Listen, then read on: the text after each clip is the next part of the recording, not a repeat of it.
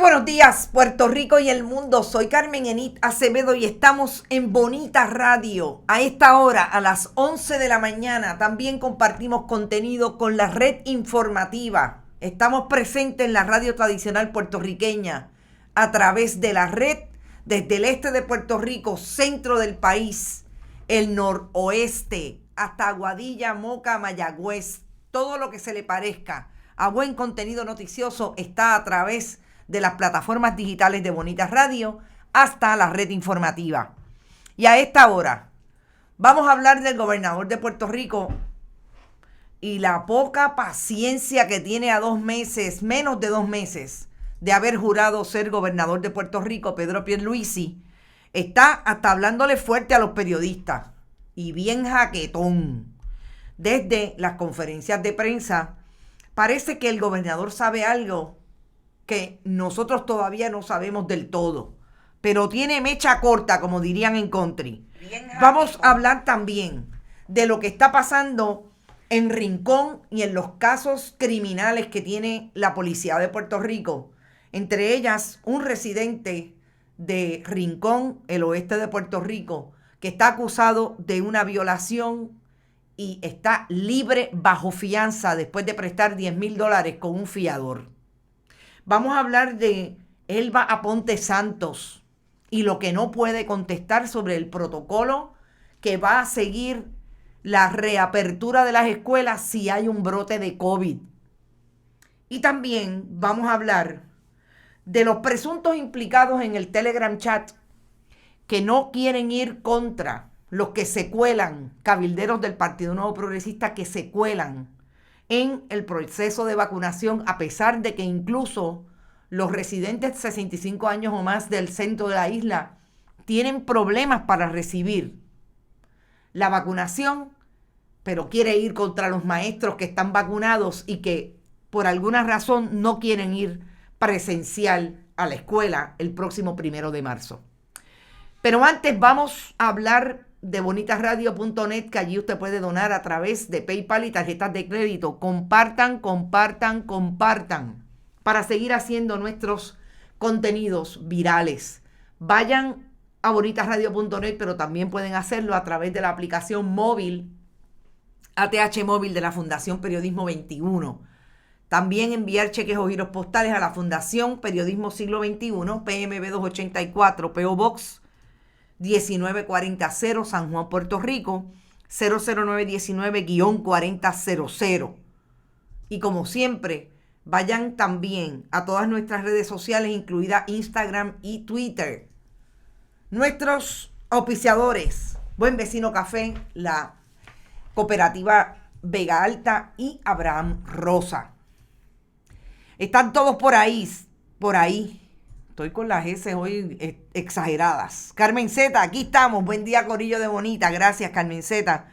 Mac Scott también está. Ileana Fernández. Ileana, ¿tú no estás en clases virtuales? Buenos días. Qué bueno que estás por ahí tempranito. People, entró lo de Hulk, dice Mac. Mariel Rodríguez Caroca dice, Changuito. Saludos, Mariel. Qué bueno que estás. Trujillo Alto está en la casa. Mucho había aguantado, dice Sandra García, pero Sandra, si no lleva 2 meses. Vamos a hacer análisis sobre eso ahora y vamos a compartir el análisis con ustedes. Yadi Carraquillo, Pierluisi es un dictador callado. Wow. Buenos días, saludos Carmen Enid, Dios te bendiga por tu trabajo. Gracias, Wanda Conde. Tú manda a todas esas fuerzas que las necesitamos porque esto es resistencia, pero estamos aquí para hacer el trabajo que queremos hacer desde el periodismo. Lourdes Ríos, buenos días. La diáspora puertorriqueña, como siempre, Irisita Delgado, gracias por estar. Pipo no aguanta presión. Y Ramón Rosario también peor. Vamos a los casos criminales que me parece que debemos llamar la atención porque apuntan a esas informaciones que parecería que todo lo demás la copa, pero tenemos que destacar que son situaciones que el país no puede olvidar y que el país debería tener atención, sobre todo en lo que tiene que ver con la seguridad de nuestra gente. Y estamos hablando de, por un lado, el caso que se vio este fin de semana en Rincón de un estadounidense que vive allí en Rincón, de nombre Devin Sanders, 29 años, es oriundo de Carolina del Norte, vive en Rincón y está acusado de la violación de una joven de 23 años en la madrugada del sábado. Es un caso que, recordemos, es el segundo caso que se ve en Rincón. Entiendo que el otro fue entre Rincón y Añasco, pero en esa jurisdicción del área oeste de violación, y el primer caso que fue de 3 hombres, entiendo que todavía no está llevado ante los tribunales. Pero este caso se pudo resolver y ahí están las autoridades de la División de Delitos Sexuales del área de Mayagüez con una presión adicional porque este joven fue dejado en libertad después de atender una acusación de un delito grave como es una violación. Y yo creo que hay que llamar la atención de lo que está pasando en los diferentes puntos de Puerto Rico con relación a este tipo de casos de violencia, porque estos acusados se quedan fuera y las víctimas están no solamente sintiendo la presión con lo que es en pueblo chiquito estar estigmatizado por haber sido víctima de una violencia de esta naturaleza, sino también lo que suponen que el victimario se encuentra en la libre comunidad. Y me parece que hay que llamar la atención de las autoridades, pero sobre todo, ¿dónde están los tribunales hoy? Con la conciencia y trayendo lo más importante, que es la seguridad a las víctimas. No olvidemos que el Departamento de Justicia de Puerto Rico tiene una división completa que se supone que atienda la ayuda a las víctimas del delito en todo el proceso. Imagínense lo que es sentir que su agresor pueda estar fuera. Y yo creo que merece que llamemos la atención de lo que está pasando en los diferentes puntos del país con relación a este tipo de asuntos. ¿Dónde están las víctimas del delito hoy protegidas por el sistema de justicia? Y mucho hemos hablado aquí de lo que supone el Departamento de Justicia atendiendo los casos de corrupción. Es que no solamente son los casos de corrupción los que aparentemente tienen laissez-faire de parte de un Departamento de Justicia que parecería que está desmantelado.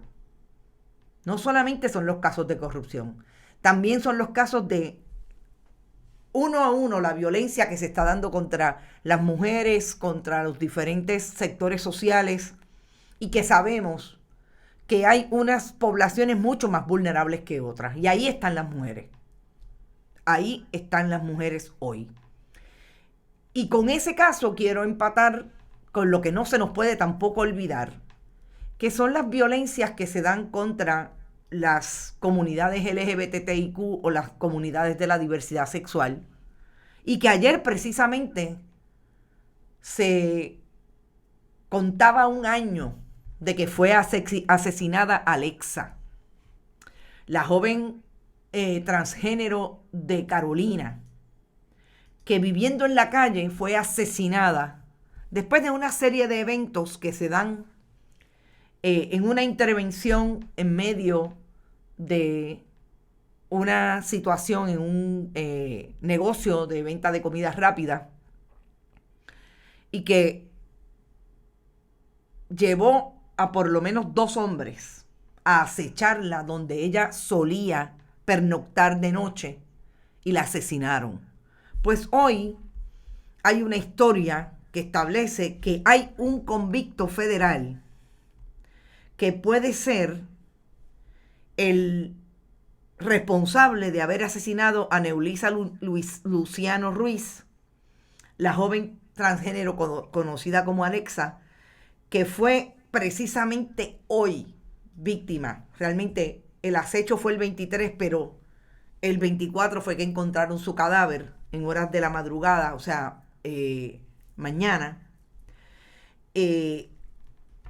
de estas dos personas, por lo menos se entiende que había dos hombres en ese vehículo.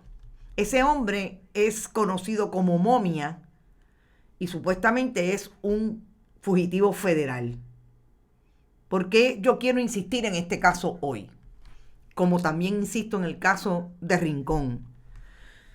Porque nuestras comunidades están siendo acechadas por diferentes elementos que protagonizan violencia.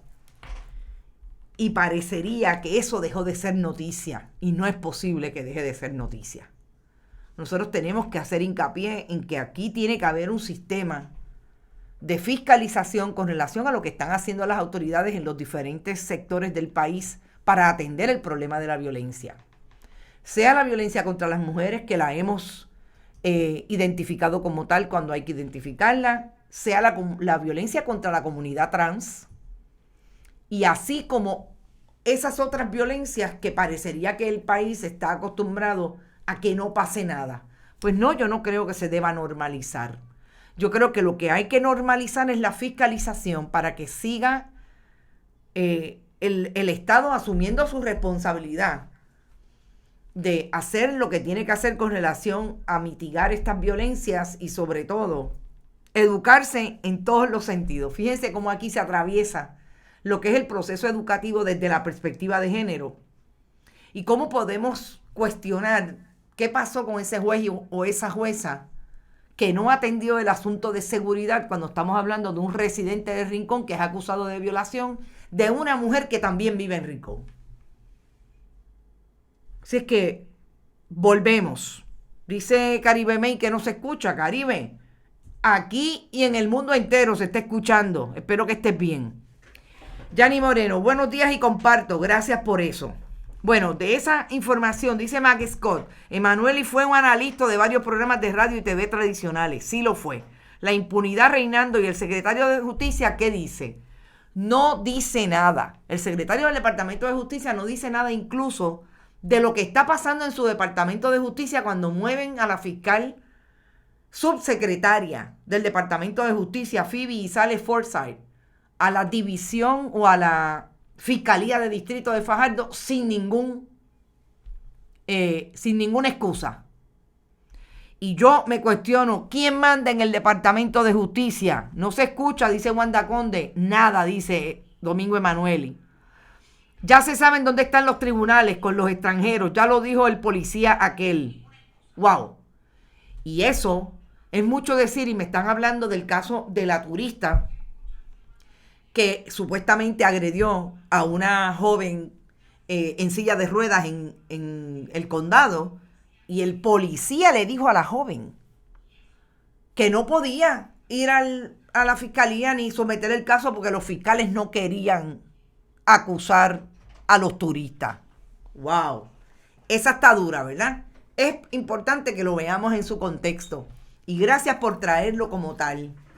¿De qué estamos hablando? Que el Departamento de Justicia no quiere asumir responsabilidad a favor del pueblo. Porque el que agrede no vive en Puerto Rico. Yo quisiera que alguien me dijera cuál es esa normativa, de qué tribunal salió, si hay una normativa jurídica, o cuál es la política del Departamento de Justicia ahora, que solamente va a acusar a los que residan en el 100 por 35, más allá también del archipiélago en el caso de Vieques y Culebra. Buenos días, el gobernador en su campaña nos mostró una personalidad tranquila, dice Norma Acevedo del Valle, afable, conciliador, hasta dar la impresión de ser morón. Tan pronto ganó, mostró su verdadero rostro de prepotente e engreído. Vamos a hablar del gobernador de Puerto Rico. Gracias por tu comentario, Norma. Y lo que pasó ayer en esa conferencia de prensa, que yo lo comenté de alguna manera ayer cuando traje, de hecho, un sonido que vuelve el gobernador a tocar o por primera vez toca el tema de Larry Selhammer y lo que Larry Selhammer ha traído desde este fin de semana, que tiene que ver con los enemigos que pueda tener dentro del Partido Nuevo Progresista. Y esa imagen de que Larry Selhammer entiende que es el enemigo número uno que tiene él, está dentro de su partido político. Pero yo quiero ir a la actitud con la que el gobernador ayer atendió a los periodistas y se fue molestando, increchendo en esa conferencia de prensa al punto de decirle a un colega cuántas veces lo voy a repetir para que lo entiendan. Daisy Sánchez está por ahí, saludos colega, y dice, un engreído, muy buena descripción. Cuando un gobernante a 2 meses de ocupar la posición de gobernador, y yo creo que aquí hay que contextualizar apropiadamente, que Pedro Pierluisi quiso ser gobernador tantas veces de Puerto Rico como de venir de una primaria en el 2016, para no ser él el candidato y ser Ricardo Rosselló Nevares. Hasta que en el 2019, después de haber sido asesor de la Junta de Control Fiscal y ganarse $300 la hora siendo cabildero de sus clientes desde un bufete privado a través de los diferentes escenarios político-partidistas de la administración de Ricardo Rosselló Nevares, protagonizó lo que algunos han llamado golpe de Estado, cuando fue y juró a través de una jueza del Tribunal de Apelaciones en la casa de su hermana y de su cuñado Caridad Pierluisi y Andrés Guillemar Noble. O sea, estas son todas las instancias en que Pedro Pierluisi quiso ser gobernador de Puerto Rico hasta que llegó a una elección, le ganó a Wanda Vázquez Garcet en una primaria y el 3 de noviembre se alzó con un 32% de los votos para ganar solamente la rama ejecutiva. O sea, el contexto hay que traerlo porque este es el gobernador que por lo que sea, allá el análisis que puedan hacer las personas con quien Pedro Pierluisi habla a menudo, allá lo que pueda establecer un profesional de la conducta humana, que es por qué Pedro Pierluisi quería ser gobernador de Puerto Rico. Pero lo que nos dice la historia y los hechos es que en efecto lo quería hasta que llegó al punto de que con un Edwin Mundo a la cabeza se elevó con un 32% solamente. Ahí está, esa es la historia. Y ustedes comentan, y Norma Acevedo es una de las que comenta, que fue muy suavecito en el discurso en la campaña. Y yo lo recuerdo el día que ganó con 2 imágenes. Una imagen sostenida todo el tiempo por su hermana, Caridad Pierluisi, quien hoy la podemos ver tan cercano como ayer con el secretario designado Carlos Mellado del Departamento de Salud en un proyecto de vacunación en uno de los municipios. Porque Caridad Pierluisi, y así está identificada, es la foto en que está con el secretario. Caridad Pierluisi trabaja en la oficina del gobernador y es una persona que desde allí supuestamente no cobra, pero está de la mano de los diferentes jefes de agencia y es quien incluso participa de las entrevistas a los candidatos al gabinete del gobernador. Y eso por haber atendido, incluso llamado a uno de esos candidatos insistentemente. Pues esa persona que vino de ser comisionado secretario del Departamento de Justicia de Pedro Rosselló González, comisionado residente de Luis Fortuño, más tarde asesor y todo lo que sabemos entre la Junta y el gobierno de Puerto Rico, llegó a ser gobernador y hablaba en aquella imagen con Caridad Pierluisi de tirar puente, de que iba a trabajar para todos los puertorriqueños, pero con una tranquilidad. Pero yo siempre le vi a Pedro Pierluisi un nerviosismo. Y yo creo que es que Pedro Pierluisi en aquel momento supo en lo que se había metido. Y no es casualidad que ayer Pedro Pierluisi tuviera esa molestia con los periodistas, que incluso no podía articular y fue bastante contradictorio o demagógico. Las razones que tuvo para distanciarse de lo que es la Junta de Control Fiscal en la estadidad o no en la estadidad, y tratara de establecer que, tal y como han traído siempre, que el día que los gringos no estén, se van a llevar las carreteras enrolladas, etc. Ayer dijo que la Junta de Control Fiscal no iba a estar si Puerto Rico era un estado, cuando él sabe que eso no es cierto. Cuando él sabe que el tecnicismo tiene toda la razón cuando habla de que necesariamente en un estado no puede haber una Junta del Control Fiscal, pero él sabe que la historia en Estados Unidos, inclusive en el caso más cercano, que es el estado de Nueva York, tuvo una Junta de Control Fiscal porque así lo legisló el estado. O sea, habría que ser un poco más profundo para decirle la verdad al país. Pero ayer fue incluso errático en sus contestaciones. Pero lo peor de todo es que se molesta cuando lo confrontan con esas contradicciones. Ayer se molestó al punto de decirle a un colega periodista, ¿cuántas veces más lo voy a decir? Y en este punto me voy a la pausa de la red informativa, pero regresamos. Tan pronto como 3 minutos seguimos aquí en Bonita Radio a través de todas nuestras plataformas digitales. Entonces, Pedro Pierluisi. ¿Qué pasó ayer? Que lo sabemos hoy.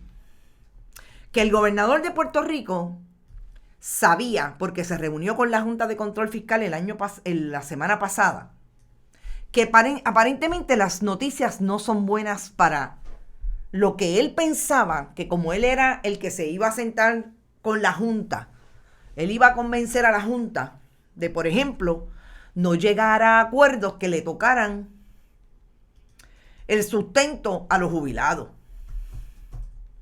que le bajaran las pensiones a los jubilados, porque lo que está negociando la Junta son acuerdos que, aunque bajan la capacidad del pago de la deuda anualmente, impactan las finanzas del país al punto que podrían impactar el sistema de retiro.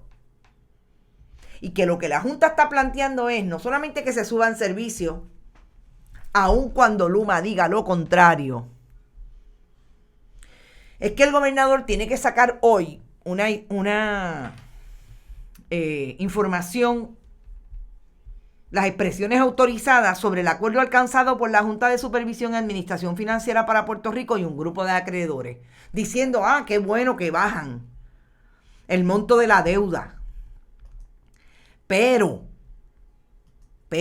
dice el gobernador, esa reducción, el plan de ajuste no debe afectar aún más a nuestros pensionados, por lo que, aunque apoyo los términos económicos del acuerdo entre la Junta y el grupo de acreedores, el gobierno de Puerto Rico no estará suscribiendo ese plan anunciado. Eso es lo verdaderamente importante en esta historia. Porque el gobernador sabe, y él cuando se sentó ayer con los periodistas sabía, que lo que tiene aquí y lo que tiene de hace 2 semanas es que la Junta va para encima, y eso le va a costar políticamente a él. Porque yo creo que el gobernador también sabe que no hay manera de que el pueblo le crea que él no está de acuerdo con la Junta. Porque usted no se puede haber sentado a ser asesor de la Junta de Control Fiscal cuando su cuñado entonces, José Carrión Tres Palitos, era el presidente de la Junta. y haber cobrado $300 de la chequera del pueblo de Puerto Rico, que es finalmente quien le pagaba esa asesoría, y ahora decir que no sabía que esos acuerdos iban a afectar al pueblo de Puerto Rico.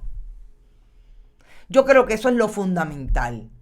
Y el gobernador, quizás por esa misma ambición que tenía de llegar al poder, ahora llegó al poder y se da cuenta que ese poder lo va a estrangular. Porque lo que le tiene que decir al país, si le van a tener que pagar ese dinero anualmente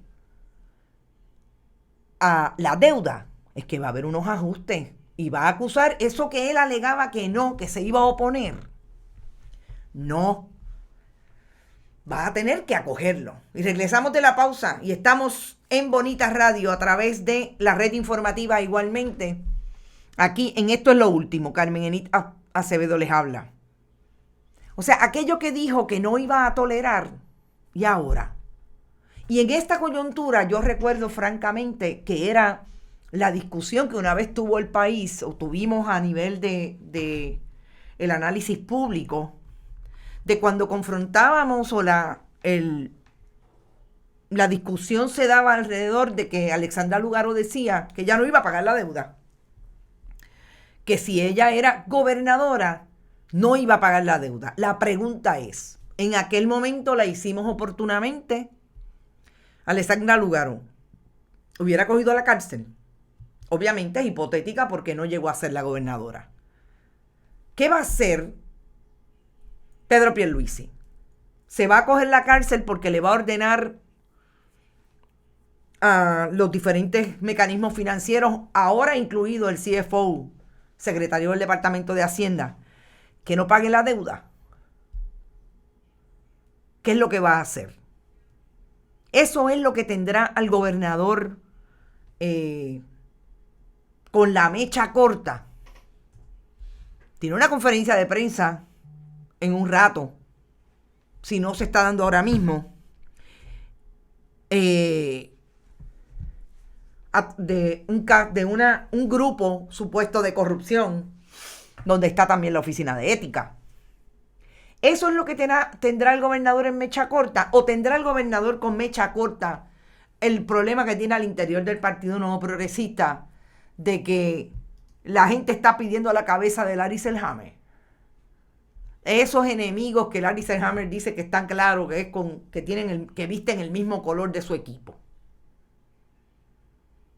Esas son, yo creo que las preguntas interesantes. Y entre otras, ¿será que el gobernador sabe que viene algo que es bien duro para el Partido Nuevo Progresista? ¿Será que el gobernador sabe? Está ocurriendo ahora, la conferencia de prensa debe estar ahora, sí, porque la anunciaron después de una reunión que tenían temprano y nos da la impresión que iba a ser a esta hora. Pero, exacto, Alexandra Lugaro dijo que si tenía que coger la cárcel, la cogía, claro, de manera hipotética, Wanda Conde. Ahora, que es lo mismo que yo le hubiera preguntado a Alexandra Lugaro, ahora, el gobernador Pierluisi se va a coger la cárcel. Si es que él insiste, como dicen esas declaraciones autorizadas, de que no va a apoyar ese plan de ajuste porque podrían ir en contra de los pensionados. Porque es que se sabe que eso es lo que va a pasar. ¿Qué va a hacer? Por eso es que yo insisto en que el gobernador Pierluisi, como dice Yanni Moreno, se le llenó el cuarto de agua. No es lo mismo llamar al diablo que verlo venir y tenerlo aquí, susurrándole. El cuco no es que viene el cuco, es que el cuco está aquí. Y esos son dos asuntos distintos.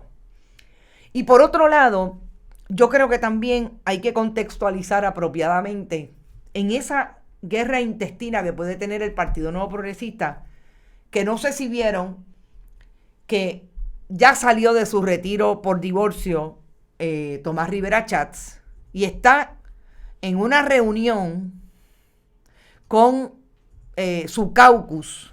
Y fíjense qué interesante lo que les voy a plantear, que dice esa imagen.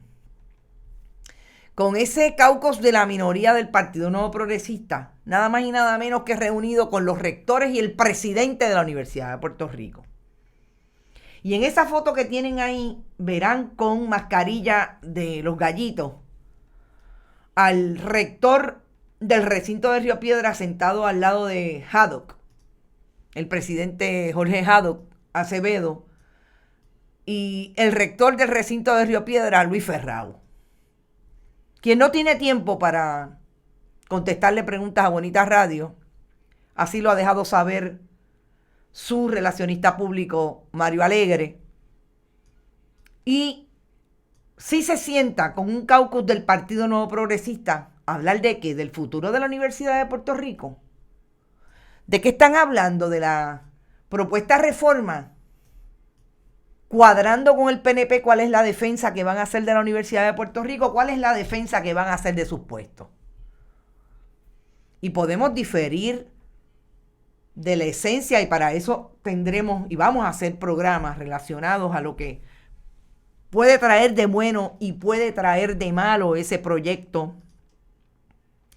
de reforma educativa en la Asamblea Legislativa hoy. Autonomía universitaria. Le tienen pánico a Bonita Radio, dice Sandra García. Pero esta es la imagen que quiere Luis Ferrao que el país conozca de lo que él está dispuesto a hacer por el recinto de Río Piedra. Sentarse al lado de la persona que atornilló la Junta de Síndicos en una plaza en la Escuela de Administración de Empresas, en la Facultad de Administración de Empresas, pasándole por encima a todos los profesores que allí están tratando de tener una plaza algún día y que llevan años por contrato. Y que el rector Luis Ferrao no le da la cara al país contestando preguntas relacionadas a que a él le empujan una plaza en su recinto y él no sale a dar la cara por su gente.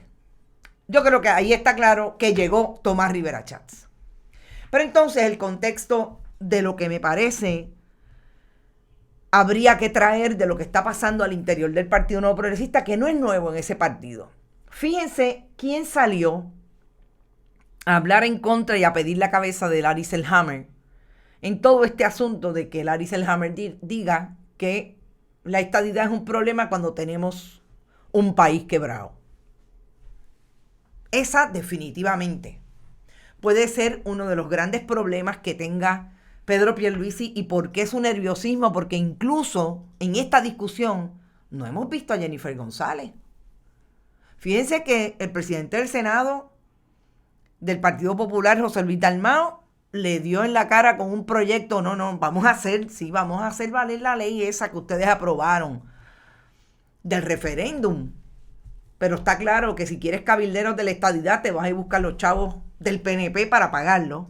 Y por otro lado, en noviembre, ahí está la ley que establece que si en noviembre, que le daba un año al Congreso para que hablara sobre el asunto.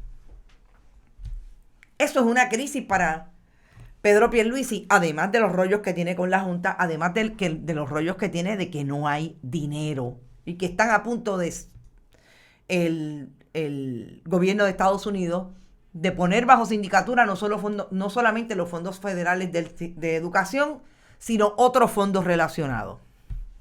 Entonces, la pregunta de Bonita de hoy, ¿y Jennifer?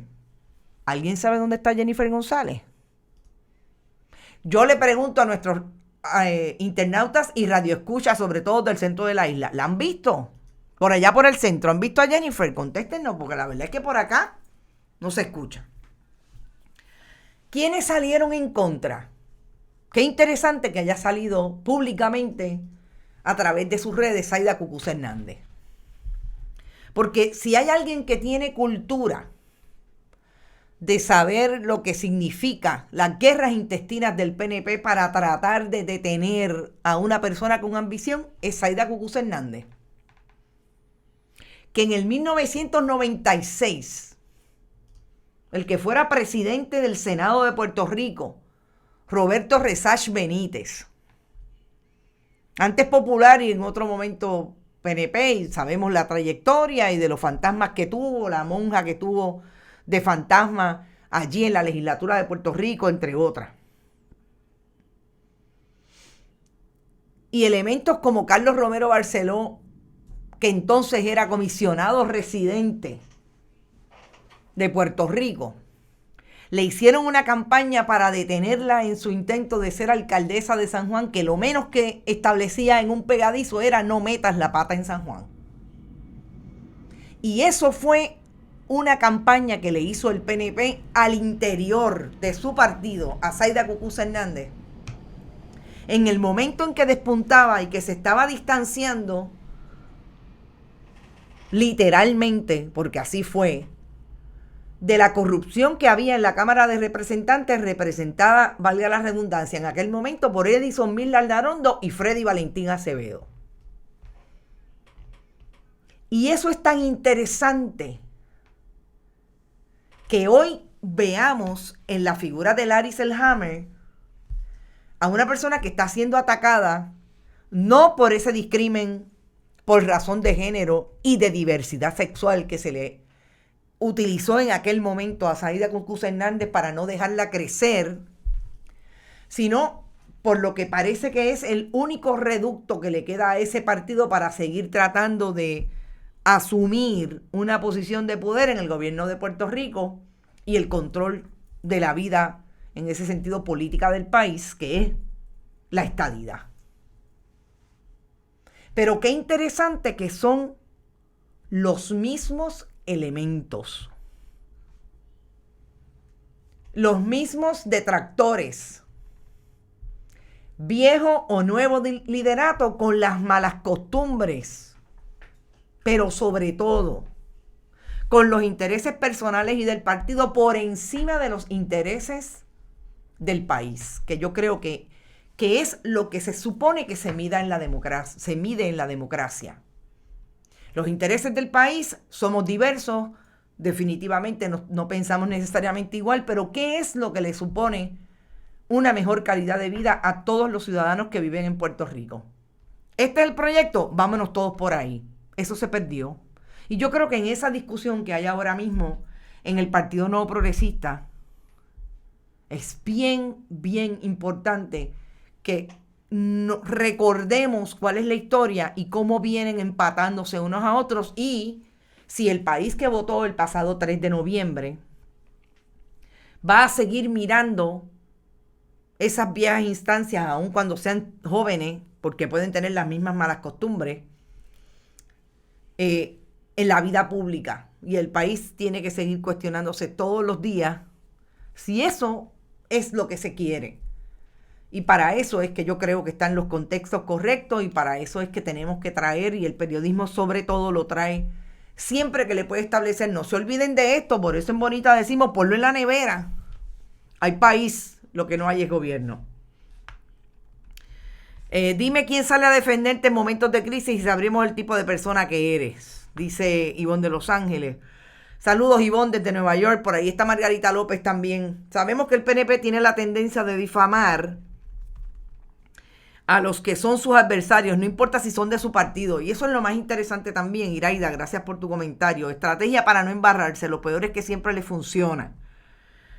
Cucuza no tiene la moral para hablar, son bárbaros. Jago siempre se pierde en situaciones difíciles de su partido. Norma Rodríguez dice, ¿qué pasó con Dr. César Vázquez y Mike Toronó? Se junta el hambre y la necesidad, hablando de la homofobia con la que atacó el mismo partido a Cucuza Hernández. Pasó lo mismo ahora con César Vázquez y Mike Toronó, pero claro, es a sabienda, porque sabemos que César Vázquez es un homófobo y es una persona que no trae ninguna empatía por la diversidad, que no sea tratarla desde el desconocimiento y el machismo clásico, y una heteronormatividad que una se espanta, ¿verdad? De que puedan todavía personas pensar desde ahí, pero bueno, ahí está César Vázquez. Así que sí, trajo un comentario homófobo a través de sus redes, y pues eso ha sido una discusión nuevamente con relación a Maite o no. Son las 11:40, nos vamos a la pausa de la red informativa, volvemos en unos minutos. Recuerden que seguimos acá en Bonita Radio a través de todas nuestras plataformas digitales, más tarde en YouTube, siempre en podcast después que termine este programa. Sí, lo de Jennifer González es bien interesante que no aparece para nada. Dice Ricardo Vargas Molina, saludos Ricardo. El PNP inauguró el estilo de ataque bajuno en la política partidista puertorriqueña desde las campañas de Luisa Ferré, que luego se hizo más burdo y vulgar con Romero Barceló. Así mismo.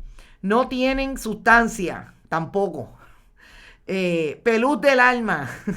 Ay, están hablando de los pelús de la Universidad de Puerto Rico. César Vázquez es otro cavernícola en época moderna. Recuerdo esa campaña y la señora no alzó su voz para condenar ese ataque discriminatorio. Si acción hubiera tomado, hoy yo le defendería, pero su acción me dijo la falta de dignidad que tiene. Hay algo claro que termina el contexto histórico de este ataque de Zaida Cucuz Hernández. Y es que en el 2012, después de haber sufrido ese discrimen, que en efecto no lo agarró por los cuernos. Y yo tengo que decir que en aquel momento, en el 96, hubo hasta periodistas de la vieja guardia, y en esto todavía yo estaba en el periódico El Nuevo Día, e Ismael Fernández fue uno de los que le tiró con todo a Zaida Cucuz Hernández. Y lo recuerdo porque estaba yo en el periódico y fue motivo de una discusión terrible con una persona no solamente homofóbica, sino un periodista de una cultura tradicionalista, igualmente novoprogresista, terrible. Pero en el 2012, Zaida Cucuz Hernández dio a entrever que no solamente no había aprendido nada de aquello, sino que se colocó de victimaria, igual que se puede estar colocando ahora, de victimaria. Ay, Virgen, Mariel dice, Carmen Enid, me asustó la foto, avisa. El director técnico, eso es problema de él, que le está aquí conmigo ahora a las 11, recuerden.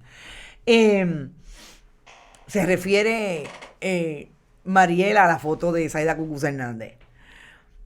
En el 2012, Zaida Cucuz Hernández hizo 2 menciones en Twitter que le valieron la crítica de colegas periodistas e incluso de diferentes personas de los diferentes sectores sociales en Puerto Rico.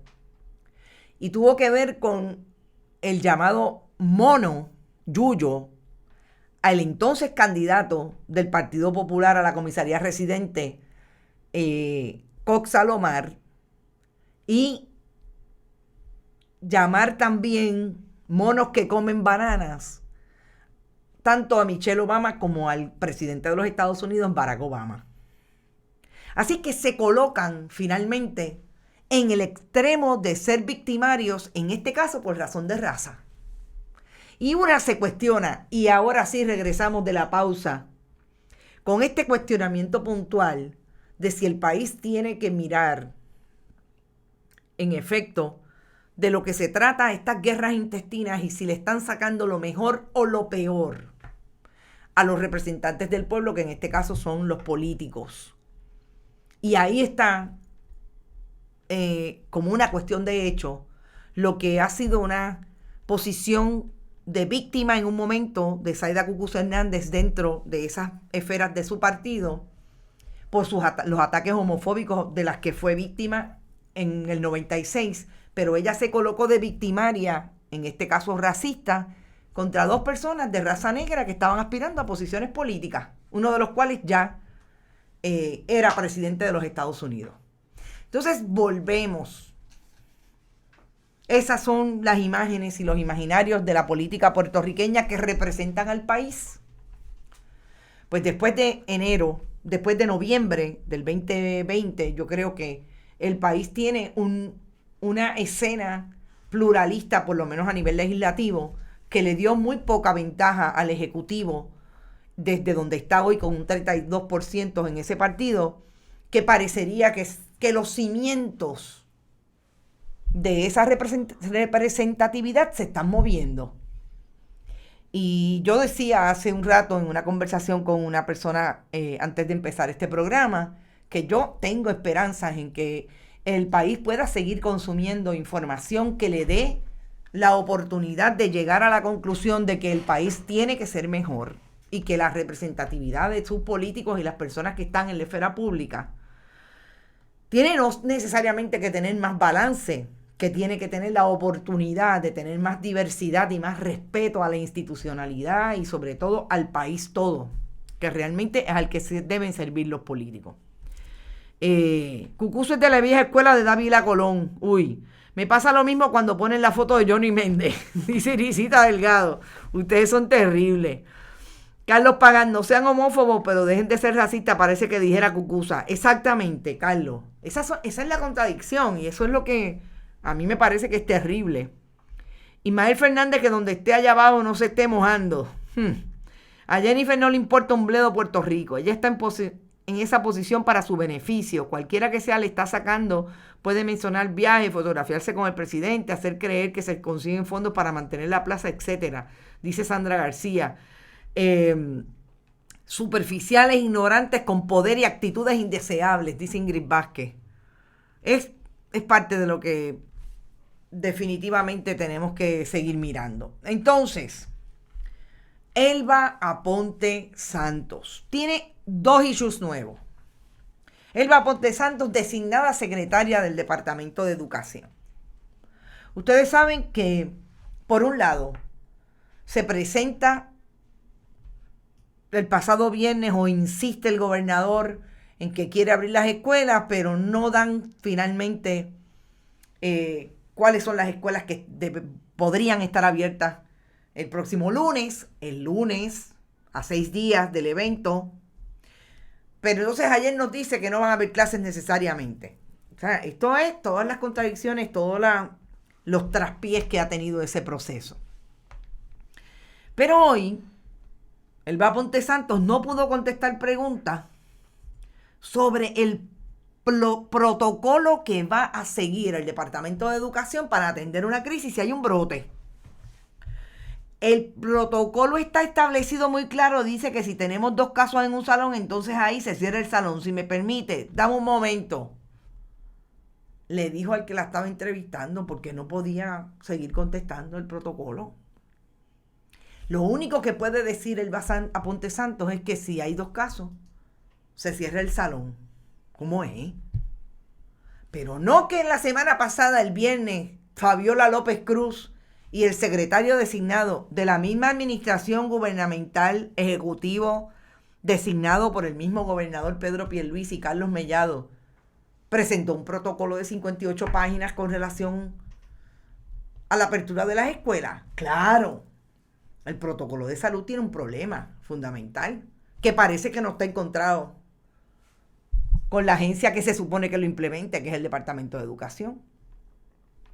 Entonces, ¿de quién es el problema? El problema es de los maestros. Y ahora vamos a la barbaridad que acaba de decir Ramón Rosario. Pero ¿cuál es el otro asunto que tiene, además de que parecería que la secretaria designada no tiene una idea de cómo manejar este asunto? Es que Elba Aponte Santos, que me parece que no tiene los votos ni los va a tener para ser la secretaria del Departamento de Educación, le acaba de bajar una sentencia del Tribunal de Primera Instancia de San Juan, después que Víctor Bonilla, el presidente de la Asociación de Maestros, Víctor Bonilla Sánchez, anunciara que recibieron una sentencia final y firme del tribunal que le provee un aumento de $500 anuales a los maestros transitorios del departamento, que son aproximadamente 5,000 maestros. Y es una sentencia que data del 2018. Yo no sé, pero ahí hay unos cuantos millones.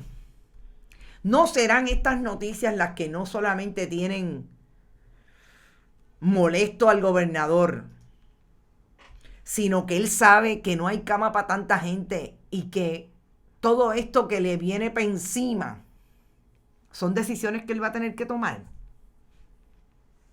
Estamos hablando de 5,000 maestros, de 3 años de salario y son 500, a razón de $500 anuales.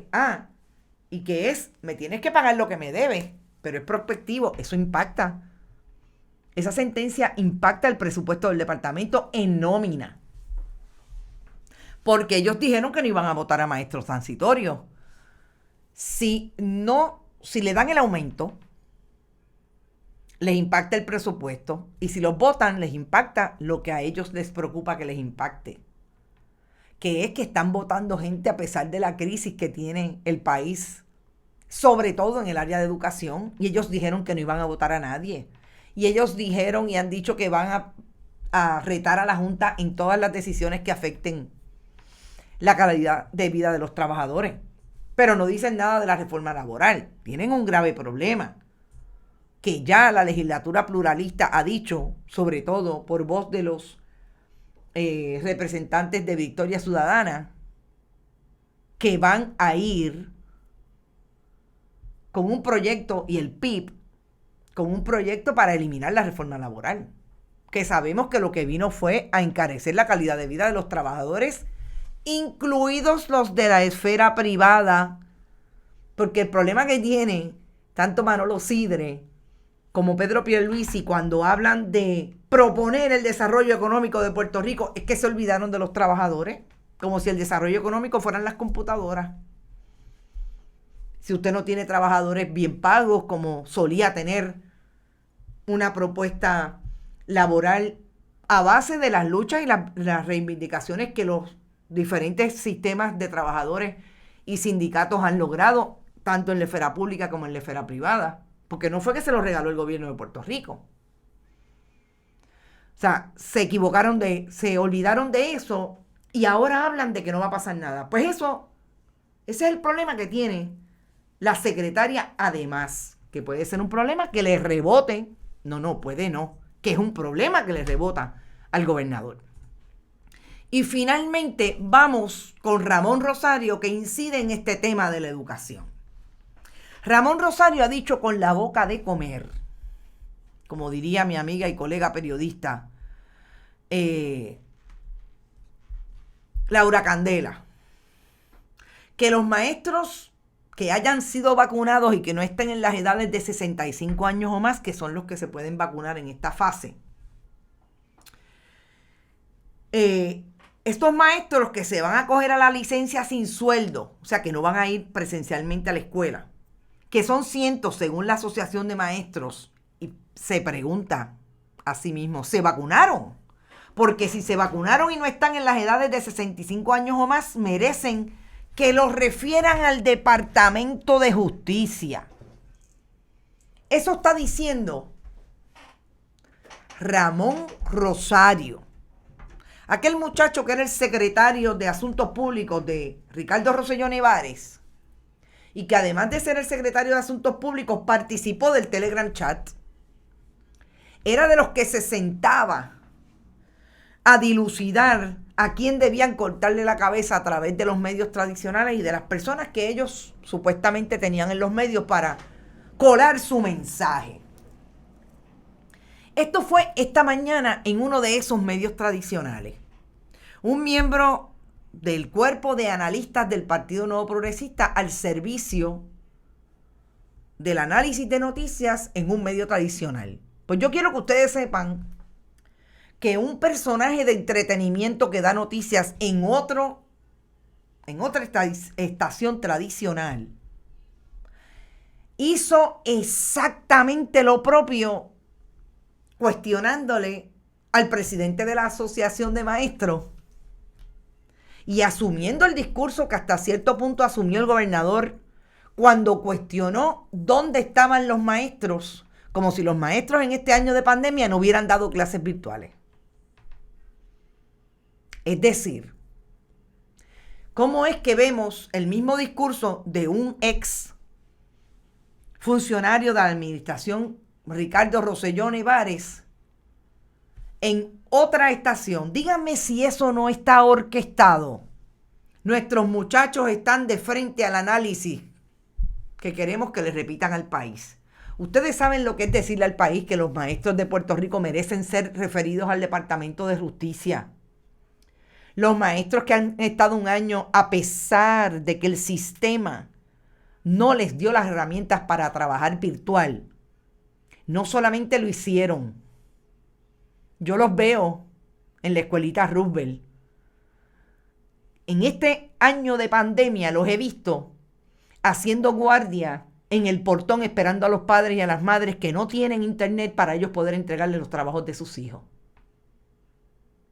Y que haya un abogado de segunda o de tercera como Ramón Rosario que se atreva a decir que refieran a los maestros al Departamento de Justicia y que no diga nada cuando a Francisco Domenech, a ese cabildero del Partido Nuevo Progresista que se coló en la lista de la vacunación a través del Colegio de Médicos Cirujanos, que a ese no lo refieran al Departamento de Justicia, pero sí refieran a los maestros.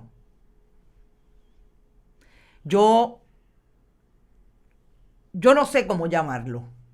Yo lo dejo a la imaginación de ustedes. Pero ese es el discurso que quieren proponer a través de algunos medios. Y yo creo que está claro que lo orquestan, pero lo más importante es que haya quien pueda cuestionar y quien pueda traer por qué Ramón Rosario no pide eso para los cabilderos del PNP que él sabe que se colaron en el proyecto de vacunación. Y en ese sentido va a seguir siendo importante que traigamos la información y lo tengamos aquí. Se enteraron por Bonita Radio que Francisco Acevedo Francisco Domenech, el presidente de la campaña de Jennifer González, el cabildero del Partido Nuevo Progresista, el socio de Kenneth McClintock, se coló en la lista, en el proyecto de vacunación a través del Colegio de Médicos Cirujanos, y que hoy Ramón Rosario pide la cárcel, pide la investigación criminal contra los maestros. Incluso su compañero de análisis, que debe ser otro abogado PNP, dijo que ese referido era normal y era puntual porque eso podía ser fraude. No es fraude lo que hace el cabildero del PNP, es fraude lo que hacen los maestros. Así las cosas, nos tenemos que ir. Son las 11:57, me matan los amigos de la red informativa. Nos fuimos hasta las 5 de la tarde en Que Palo es Noticia. Hoy es martes 23 de febrero. No se olviden, bonitasradio.net, todos los podcasts, iTunes, iVoox y Spotify. Vayan a la ATH Móvil, la Fundación Periodismo Siglo XXI. Si les parece, allí pueden donar. También pueden enviar sus cheques o giros postales, PMB 284, P.O. Box 19400, San Juan, Puerto Rico 00919-4000. Nos vemos a la tarde. Buen provecho y será hasta las 5 en Que Palo es Noticia.